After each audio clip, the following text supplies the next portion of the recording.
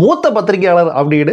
மூத்த பத்திரிகையாளர் இவங்களாம் என்ன மூத்த பத்திரிகையாளர்னு தெரியல. ஒரு 15 கொஞ்சம் ரூம்ல ஒரு டேபிள் மேல உட்காந்துட்டு இருக்கிற 4 நியூஸ் சேனல்ஸை பார்த்து, நியூஸ் சேனல்ஸ்ல நாங்க 1980 பாத்தீங்கன்னா 1970 பாத்தீங்கன்னா அந்த காலத்துல கலைஞருக்கு வர்ற கூட்டம், அந்த காலத்துல எம்ஜிஆர் கூட்டம், திமுக அப்படின்றது ஒரு கட்டமைப்பு, திமுக அப்படின்ற அதிமுகவுக்கு இருந்த பேர் இயக்கங்கள் அப்படின்னு உருட்டுற மூத்த பத்திரிகையாளர்கள் பல பேர் இருக்கிறாங்க.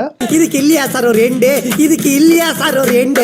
அதுல ஒருத்தர் பாத்தீங்கன்னா தராசு ஷியாம் அப்படின்னு ஒரு ஆளு, அவர் மூத்த பத்திரிகையாளர் தான். இவிக்கேவுக்கு அதிகபட்சம் 2 இடம் கிடைக்குங்க.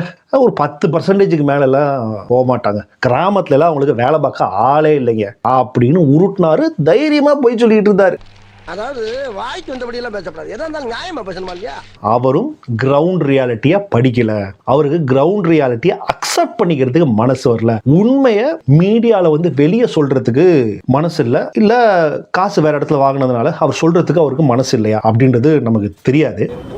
நான் தூங்கிட்டேன், பட் நடந்தது என்ன அப்படின்றது தெரியும். விஜய கிராமத்துல எல்லாம் அவருக்கு பெருசாக ரீச் இல்லை அப்படின்னு சொன்னா அதை விட ஒரு முட்டாள் இந்த உலகத்துல யாராச்சும் இருப்பாங்களா அப்படின்னு யோசிச்சு பாரு. விஜயோட அநேக படங்கள் BNC சென்டர்ல தான் அவர் போய் இறங்கினதே. அது அந்த காலத்துல இருந்து, எப்போ ரசிகன் விஷ்ணு தேவா காலத்துல இருந்து, அதுக்கு பிறகு போக்கிரி, திருப்பாச்சி, சிவகாசி, திருமலை, இப்படி அவர் BNC சென்டர்ல தான் அவ்வளோ படங்களும் வந்து ஓடி அந்த கிராமத்து மக்களையும் சின்ன டவுன் மக்களையும் சந்தோஷப்படுத்தின ஒரு என்டர்டெய்னர் தான் விஜய். நீங்க வந்து விஜய்க்கு BNCல கிராமத்துல ஆள் இல்லை அப்படின்னு சொன்னா அதை விட ஒரு யாராச்சும் நீங்களாம் என்னையா ஜெர்னலிஸ்ட் அப்படின்னு தான் எனக்கு கேட்க தோணுது.